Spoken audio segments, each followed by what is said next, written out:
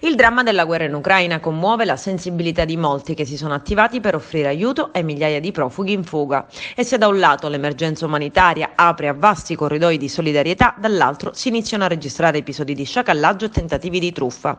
Da qualche giorno su WhatsApp sta circolando con insistenza un messaggio che per nome di importanti associazioni attive sul territorio si rivolge alle famiglie che vorrebbero avere in affido temporaneo i bambini ucraini. Nella richiesta di aiuto, che si sta diffondendo rapidamente in tutta la Sicilia e che probabilmente è partita dall'Abruzzo, ci sono anche dei recapiti per le eventuali adesioni o richieste di informazioni. Accoglienza temporanea dei bambini ucraini è il titolo del messaggio che è arrivato nei giorni scorsi anche all'operatore culturale agrigentino Beniamino Bionti, impegnato nei corridoi umanitari che stanno consentendo a diversi profughi di raggiungere la Sicilia. Ho denunciato alle autorità l'increscioso episodio, dice Beniamino Biondi. Vorrei precisare che non ci sono soluzioni facilitate di affido per i minori che arrivano dall'Ucraina. Ci sono degli sciacalli, aggiunge, che speculano sulla buona fede delle persone e che devono essere denunciati alle autorità giudiziarie.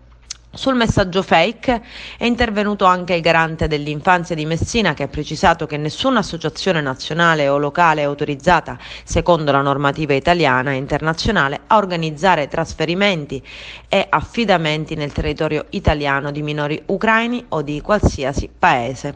Abbiamo contattato l'associazione Ernesto, che ha sede a Imola e che è citata nel messaggio fake. La Presidente smentisce categoricamente il coinvolgimento della sua associazione e annuncia che avrebbe già denunciato alle autorità giudiziarie gli autori dell'annuncio, che al momento restano ignoti. Il messaggio incriminato è arrivato anche a diverse famiglie di agrigentini.